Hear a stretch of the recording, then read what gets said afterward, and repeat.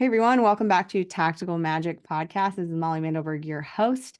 And I think this episode is very well timed for the world that we live in today, especially if you're out there growing a business, working really hard to make things happen, trying to attract the right clients. One of the biggest conversations I think we should be having with ourselves is about stress management. How are we honoring and tending to ourselves amidst the chaos of the world right now, of the dreams we're building, and of the lives that we're living. So I have a amazing expert on the line with me here today. Hang tight. We'll be back in just a sec. It's not just about mastering technology. It's not just about brand or messaging. It's not just about making more money. It's about showing up in a big way so your people can find you. This is about bringing your most wild and authentic self into the hustle and grind. Welcome to Tactical Magic, a business strategies podcast for the warrior goddess entrepreneur. All right. So Alisha Slaughter is a certified holistic nutritionist, yoga teacher, and stress management coach dedicated to guiding busy professionals on their journey to optimal health and well-being, both physically and mentally. With a background in corporate marketing and over 2 decades of experience in holistic health and wellness, Alisha understands the unique challenges faced by busy professionals striving to balance work, family, and self-care in the midst of chronic stress and mental health struggles. Welcome to the show, Alisha. Thank you so much for having me. Yeah, I'm so excited to be here. Yeah, I'm happy to have you here. So tell us a little bit. I always ask this question at the beginning of kind of how did you find your way to doing the work that you're doing now? We've got a lot of entrepreneurs or hopeful entrepreneurs out there listening who are maybe wondering how to make their way into their chosen vocation. So what was that journey like for you? Yeah, well, I think, with most of us who kind of start on the path of like this heart-centered work, it's definitely like we're giving our pain like a purpose, right? We all have our story of like how we got here and why we became experts in what we do. And I definitely have gone through a lot of different life learning lessons, working full time in corporate America, raising 2 kids. Both of my kids are now, somewhat grown, so 17 and 20. So being a full time working mom, working at a job that I didn't necessarily really like all that much, dealing with dysfunctional family dynamics like many of us. And I just always have had a lot of stress. Like I feel like I could say without being dramatic that I have been living in some sort of like state of fight or flight since I was like a kid. And it has been kind of like my lifelong journey of just trying to be like, as they say, like the generational trauma like stops with me. And so on top of like just surviving and working and raising kids. And, as you have kids too, for those of you that are listening that have kids, kids will really shine a light on the areas of your personality that you have to improve on. They'll really be like, okay, that's not going to work. So just through all of that and learning and growing and really wanting to just be a better person and try to navigate being human, I kind of came and little by little have built onto what I'm doing today. So, and there's little stories within each of those pieces, but that's kind of like a quick snapshot of just where I came from and then where I am today, and definitely have taken all the learnings, because it's a struggle getting through all those things, and you're trying to find people to help you, and you're going to talk therapy, and you're trying to eat well, and you're trying to struggle with your sleep, you're trying to move your body every day. And I just felt like I was searching and searching and putting all the pieces together, and now finally I'm like, no, I can really, like, I figured this out, and I can really help people expedite getting through these difficult times in their life without so much searching, without so much struggle. So yeah, I guess like giving my pain a purpose, I think, is kind of like a good way to summarize it. It's beautiful. Yeah. And I feel like you're coming at it from such a holistic approach, because it's not just one thing in this day and age that's causing us stress. It's not just our diet. It's not just our need to move. It's like there are so many environmental and, societal and communal kinds of stressors that are adding to the melting pot of our energetic state of being. And that it's inside of like a hustle culture that we live. It's a act of rebellion to decide that you're not going to live on that fight or flight stress level anymore, that you're going to do whatever it takes to regulate your nervous system and like navigate life from a calmer place, which is just so powerful to invite people to changing in that way. Yeah. And the thing is, and for me, and why I really want to focus working with helping stressed out professionals find more balance and just like learn stress management techniques is because a lot of the time I didn't have a choice. Like I had to work full time. I had children young, and it was like I never had the option to be like a stay-at-home mom, or, I had to wake up every day and go to work. I had to juggle kids. I was not given the most supportive kind of parents when they had a lot of emotional issues that they put off on me. And so it's like, how do you learn resilience? Like I've really been focusing on resilience a lot lately and building resilience. And for the longest time, I'm like, oh, if I could just change my situation, if I could just stop having to deal with my parents and all their toxic stuff that they were throwing at me, or if I could not work as much, or if I could like do this or that. But I realized that I couldn't. So it was really back on me to figure out like, how do I deal with my life as it is, deal with all the things that happen to us as being human and not resist it as much, but learn the tactics to hold it all a lot lighter. Cause I feel like you really create a whole nother level of stress when you're in a resistance mode of like, why do I have to do this? Why can't I stay at home with my kids? Whatever else it was. Like, I'm trying to think of another example, but being able to like not be able to stay home with my kids was a big stressor for me. Like, my husband had a back injury and was disabled for a while. And so, as much as I want to stay with the kids, like, it was all on me to be like, hey, no, you got to go back to work. You have to get insurance. You have to support your family. And my husband was on a journey to kind of reestablish himself.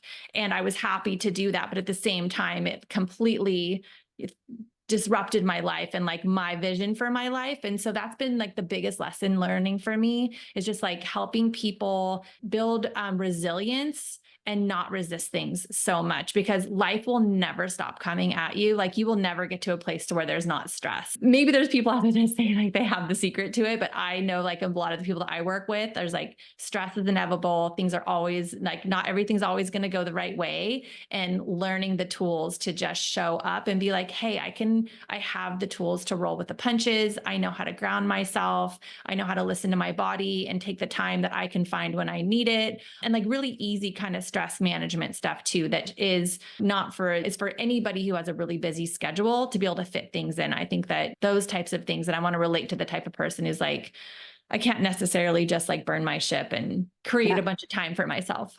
Yeah. Yeah. I think that most people can't. And that's why Yeah. having somebody helping us make it accessible in your busy Yeah. life to find ways that do re-regulate you. And I Yeah. think that is a really beautiful sort of metaphor of, either you're in resistance, or you're, coming up with excuses or stories, or Yeah. you find a way of generating resilience. And while Yeah. you can't change necessarily all the circumstances of your life, you can change how you respond to it or Yeah. react to it.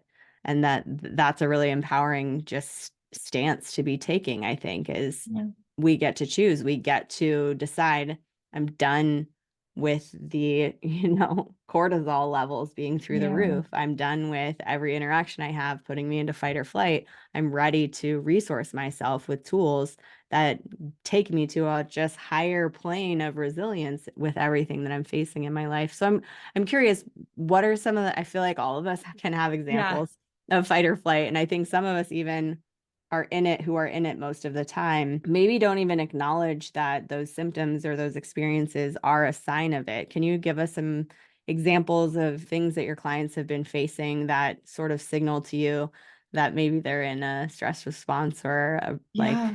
it's time for something to change? Yeah. Well, depression and anxiety is one of the, oh, cheers. Those people who are, we're staying aggressively hydrated here with our big water bottles. I love that. First step one, stay hydrated. But yeah, I love water. Sorry. I got distracted by the mason jar. I usually have a mason jar myself. So yeah, depression and anxiety is definitely a stress reaction. If you've been in a state of fight or flight for a long time, or under like a lot of stress, it can turn into depression and anxiety. Also, gut health issues. So I have a client right now. I've actually had a couple clients that have gotten to, either through stress, have developed celiac disease. So that's when you're like get an aversion to gluten, for example, and you like cannot eat gluten. It becomes like very, very toxic for your system. SIBO, a small intestinal bacteria growth, which is essentially there's certain foods that, because there's so much bad bacteria in your gut, that if you eat certain foods, it essentially like reacts. And so you have a really hard time eating foods and feeling good. Your body's not absorbing nutrients. And if you let that go on long enough, you have like really bad, not only digestive issues, but fatigue, you have problems sleeping, you have hormonal issues. So, I mean, stress is the number one thing that I really feel like is all these. So I've been doing this health coaching and helping people with health coaching for about 7 years now. And people kept on coming to me wanting to lose weight, right? Everyone wants to lose weight. And what I realized and what I studied as a holistic health coach, and then over the years that I worked with clients, the common denominator for most people was a dysregulated nervous system and not healthy ways of dealing with chronic stress. And in the world that we live in, there's just a lot of stressful things coming at us. I mean, if you're even just like online watching the news, like the whole Palestinian conflict is like making me sick, is like terrible. So we're constantly bombarded with stuff and our nervous systems are just shot. And many people were coming back to the weight loss. It's like, if you don't get your stress under control and your cortisol response under control, like you are never going to reach your weight goals.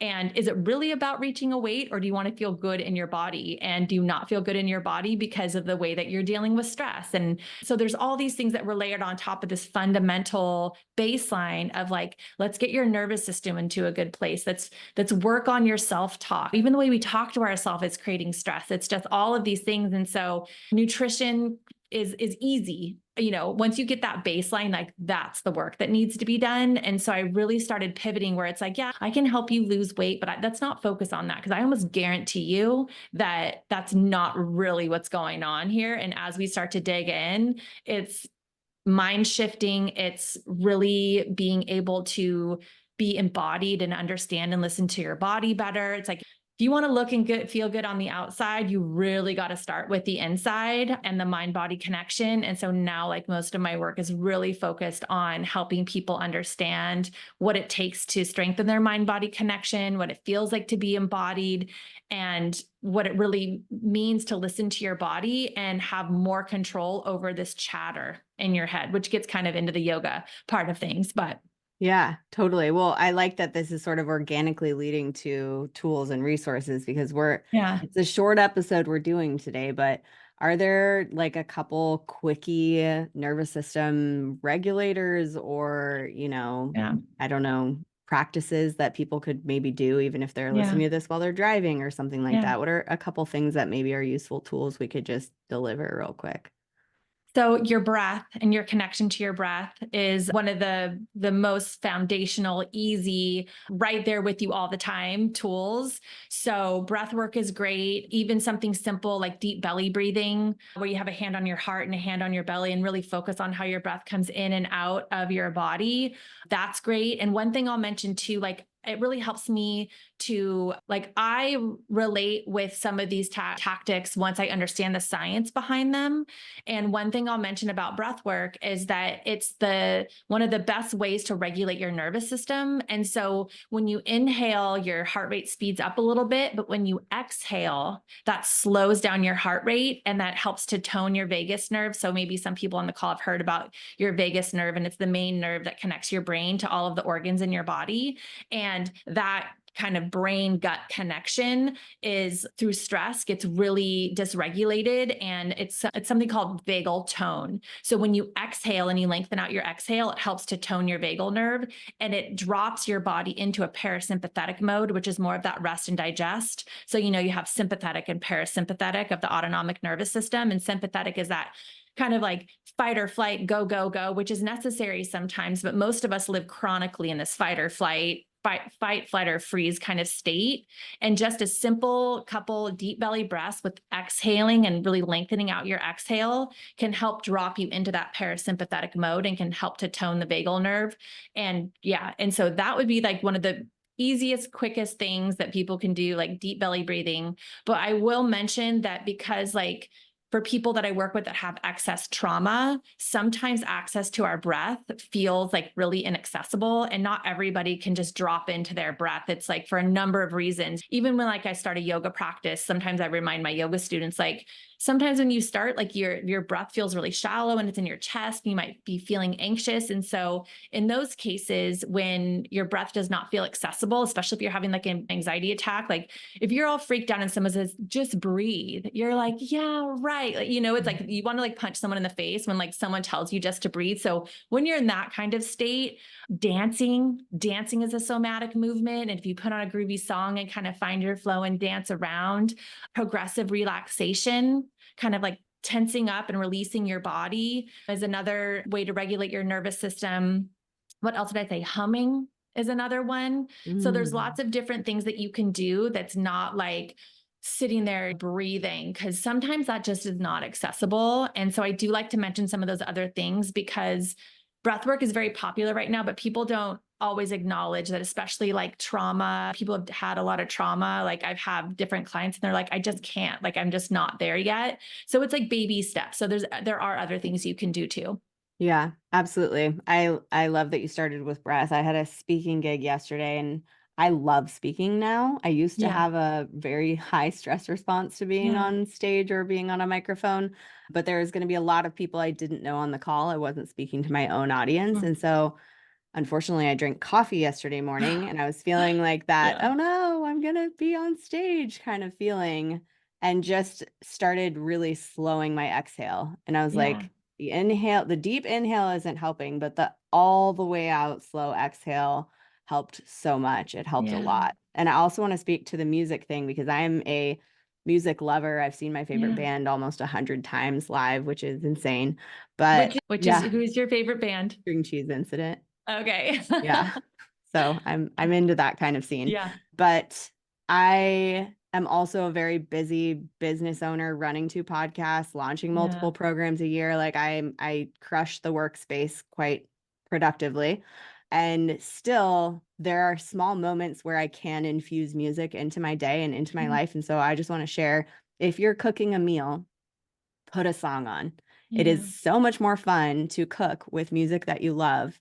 And dancing around the kitchen is like such an easy way to add some of that movement and energy into your life. Number two, if you're driving anywhere, turn it up just a little. Turn it up a Yeah. little bit more than you maybe should have. If it's nice out, open the windows, because that is an easy way to like, it brings for me like that main character energy that people talk about, where Yeah. it's like the whole world is kind of gone when I'm connected to a song singing at the Yeah. top of my lungs, driving in my car. I'm a nomad at heart. So not at heart, I'm a nomad, period. Yeah. And so driving is a place that I get a lot of meditative joy anyway, but you add to that music. And I have a recommendation. One of the songs that I've been repeating for almost, 6 months, a year now, that gets me to that place of full release is I Can See Clearly Now. I think it might be Mm. Jimmy Cliff, but it's a Hmm. classic. And so Yeah. if you don't know what song, you can use that song, anyone out there.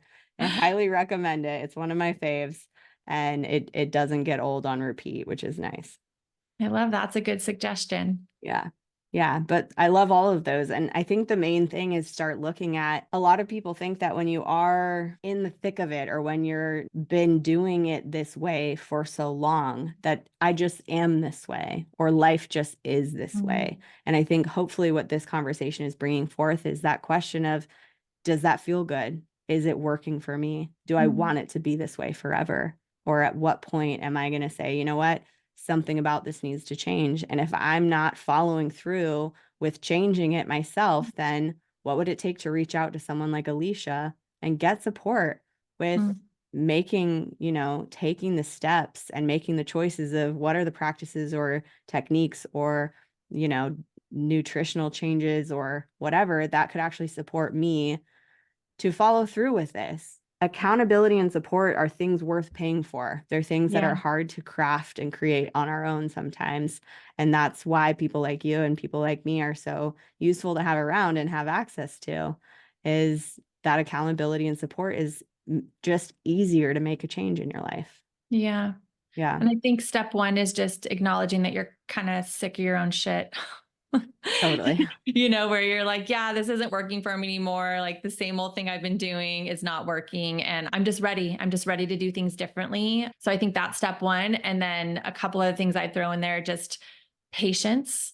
And if you've been acting a certain way for a while or accepting a certain level of behavior from people around you for a while, and you're really looking to change how you show up in the world, how you show up for yourself, and how you show up with others, it takes time. And so I think, yeah, like to your point, like having an accountability partner is great. And then just like lots of patience and compassion and kindness for yourself as you reprogram those deep grooves in your brain of living in that familiar hell for as long as you have and accepting certain things. It takes like every day is a new day to start new patterns, new habits. Starting off with a morning routine, I think, is to like people like, where do I start? And I was like, hey, start in the morning. Start in the morning with something simple, like pick how you want to feel in your day before the day picks it for you. And waking up a little earlier and getting organized for your day rather than like waking up late, grabbing your coffee and like running out the door or whatever it is, like giving your time to settle your energy, plan your day, do a little meditation, do a little grounding.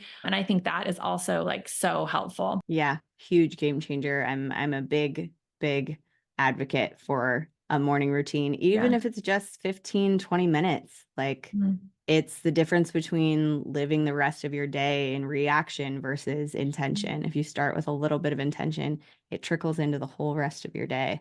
Yeah. It's so worth it. Yeah, and there's so many different ways to build a little moment like that for yourself. But Mhm. I think the biggest piece is do it before you touch your phone. Yep. Yeah. Before any other energy comes in your space, like you choose your energy before the energy outside of you tries to push you in a direction. Yeah, absolutely. And I think it's challenging. I mean, even I sometimes touch the phone first and I'm like, Mm. I know better. Like, I know the Yeah. difference now between my life when I start with the phone versus when I start with the journal and the meditation pillow. Yeah. Like, the difference in my day is night and day Yeah. energetically. And still sometimes I touch the phone first and it's like, come on. Right. Yeah, but I listened to a podcast recently that was talking about, I forget exactly what part of our brain it is, but that when we do something that we don't want to do, that feels like I don't really want to do this. It doesn't feel like something I'm excited to do, but I'm going to do it anyway. When you do the thing anyway, there's a part of your brain that grows. And it's a part of Mm. your brain that sort of builds that muscle of tenacity and dexterity. And that part of your brain only grows when you do things that you don't necessarily want to be doing, that are maybe Yeah. hard or challenging or demanding of you in some way. And if Yeah. that's what it takes, pushing through the I don't want to get yourself into a morning practice, just know that it is actually feeding you in more ways than you think. It's actually Yeah. growing a part of your brain that wouldn't grow otherwise. Yeah. I used to have a rule where I didn't get on my phone before 7. And then I had a reminder on my phone after 7, be like, no, it would shut down all my apps and it would make me like click on like 5 buttons to let me back into my phone, you know? And so I Yeah. knew exactly what I was doing when I broke my promise to myself. And that worked out for a while. But I will say I've had a job for the last year where I live on the West Coast and I work East Coast time. So I would have to get up at 4 o'clock in the morning for me to have like my hour morning routine before touching my phone. And so I think sometimes you do what you can. So for me to be able to feel grounded, like I do need to wake up, check in with my phone, make sure nobody in New York has tried to reach out to me or needs anything from me. And then I put my phone away and I just have dedicated time in the morning that is screen free where I can journal or I can sit or whatever. But I do try to have that time. But if you need, like, I was just going to throw that out there. Like, if you do need to kind of check it for work or for whatever, like, I felt like I have to do that because I could not get up early enough in the morning. Like my anxiety would run so high that someone was looking for me at work. Yeah. That, yeah. Yeah. You So got to that's just check maybe, in I first. Yeah. did, I did check it and then I put it away. Yeah. So Yeah, and that alone is also, I think, a skill to be able to not dive into all the other other places there could things. be Yeah. notifications. It's like, no, just the workplace. Okay, back. Yeah. Yeah, it's cool. So we're reaching the end. I just want to give anybody out there who's listening who is like, oh my gosh, Alicia is so the vibe. What are the best places for them to go and follow you and check out your website and keep in touch? Great. Yeah. So my website is myalchemy.life. On Instagram, you can find me at Wellness with Alisha.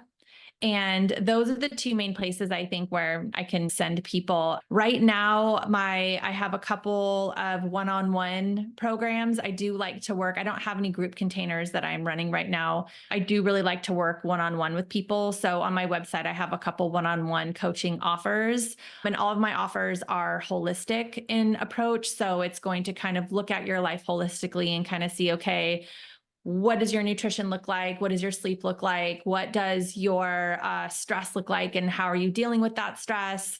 What is your daily movement? I'm big on daily movement, especially for those that deal with a lot of stress. I think that walking, even gentle walking every single day, is such a great stress reliever. So I have my one-on-one programs there. And I do have a one-time offer, kind of an introductory offer for those that aren't ready to sign up for the group offers, called the Wellness Blueprint. And it is a full kind of 360 review of your life. You do a full kind of intake, and then I give you a wellness blueprint that gives you some guidance around what are some of the things that you can do to kind of improve your overall health and how you show up in the world. And then you can move into a one-on-one program after that. Awesome. So Yeah. anybody out there who's listening, who's like, you know what? Yes, I am stressed out. Go to Alisha's website, myalchemy.life, and get that wellness blueprint intake filled out.